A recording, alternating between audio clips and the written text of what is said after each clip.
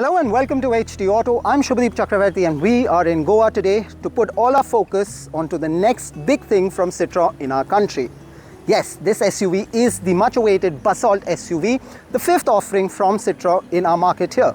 Now, while it has been making some very big promises, in today's episode, we'll be putting it to the test to see if its promises actually make sense for you, the buyer.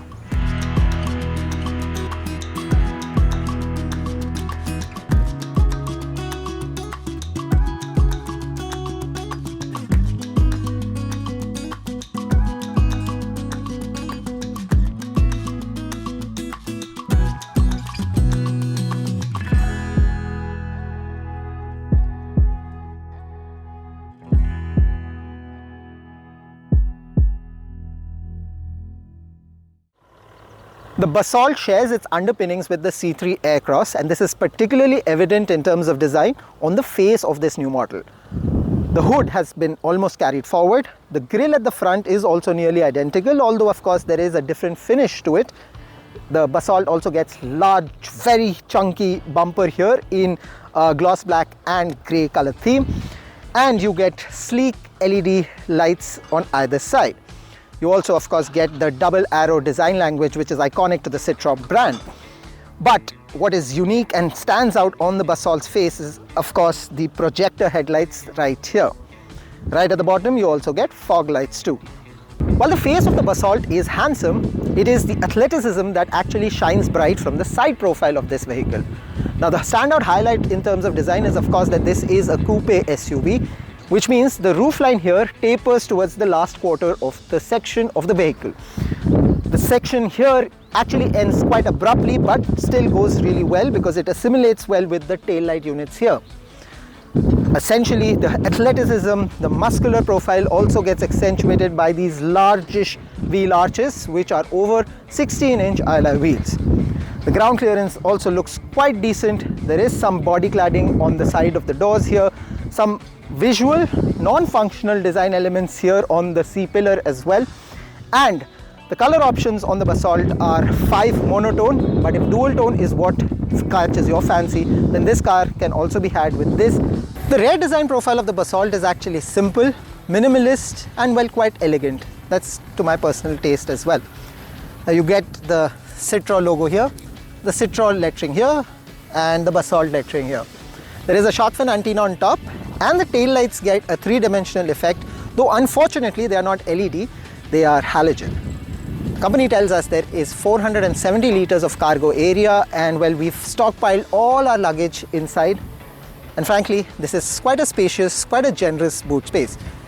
On the flip side again, what's not so great is that you do not get any button to push shut the trunk, and even the grab handle is located on the inside, so you'll first have to hunt for it and then use your muscle power in an unconventional way to shut the trunk. But there are a whole lot of things on the inside of the Basalt as well, so come let me take you through all of them. Now, the cabin of the Basalt is quite a decent place to be in, especially the back seats, because there is generous amount of knee room, leg space, space for my feet are also pretty good. This seat is positioned quite a fair bit back, and yet the amount of space that I have is quite good. Large windows also elevate the experience of being inside this vehicle, and very important because this SUV does not come with a sunroof. So again, full marks to Citroen on that count. The color of the seats here in white is elevating the premium appeal, of course, but we've already managed to unfortunately soil some of the seat covers here because we are in a muddy place. So maintenance, taking care of the upholstery is likely to be a bit of a problem. But again, space is a good part about being in the back seats of this vehicle.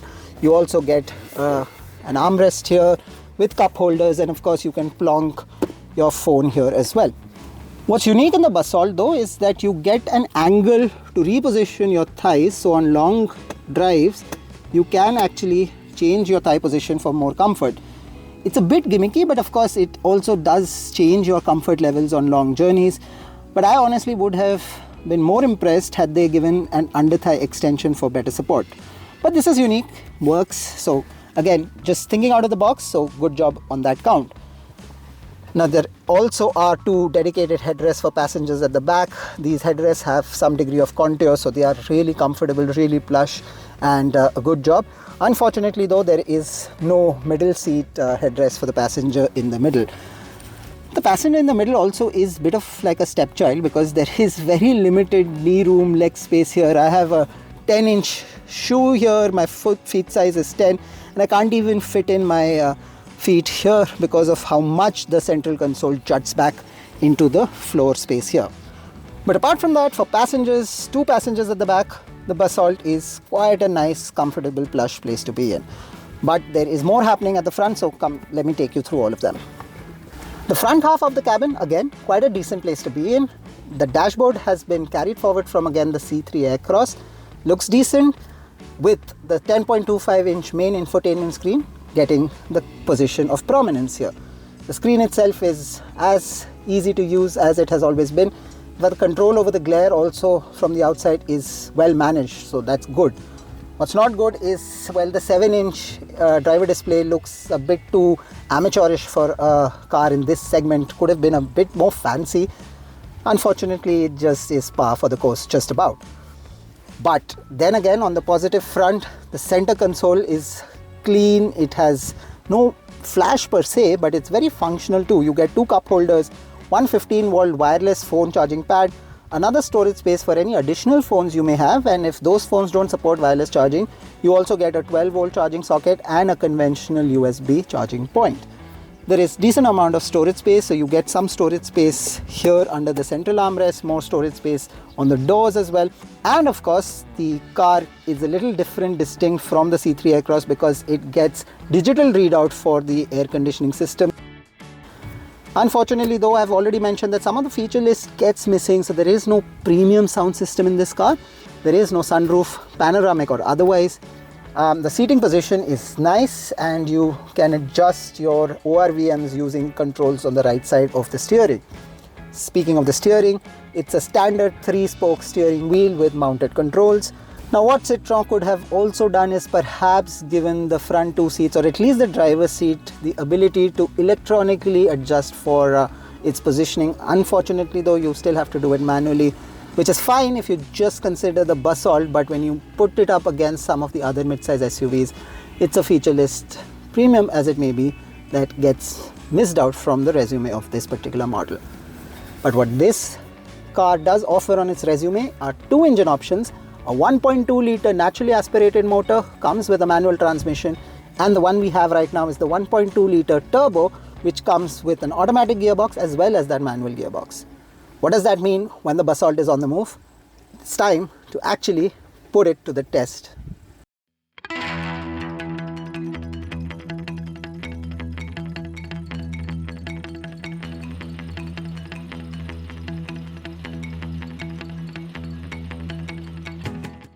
The Basalt model we have today is the one with a 1.2-litre turbo petrol motor with an auto gearbox.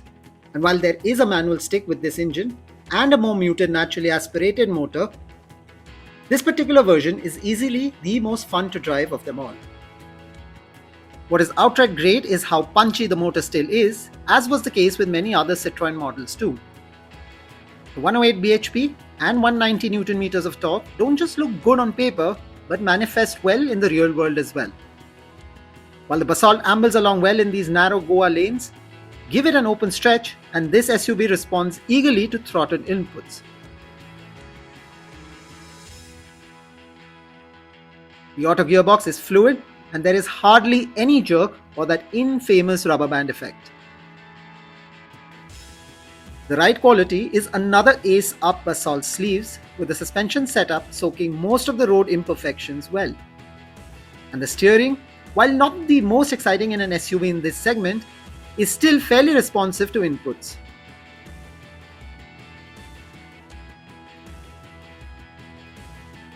But where the Basalt fails to impress is in masking out ambient noise and engine groans. While aggressive driving is rewarding for the driver, the noise insulation could have been far better than what it is.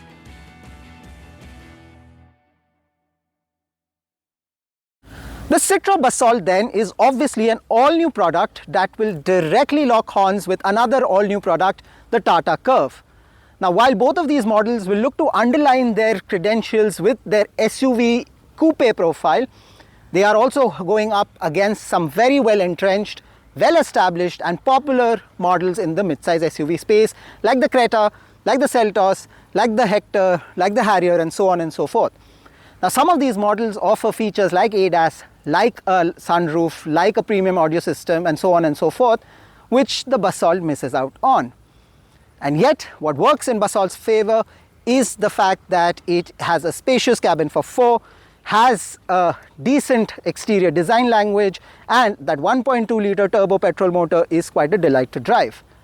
Much of the success of Citroen's Basalt will depend on how well the company prices it, and is this then going to be the most serious offering from the brand in our country. You are eventually going to decide the fate of the Basalt SUV. Do let us know what you make of the car and of this review. For now though, that's all the time we have. As always, thank you so much for watching.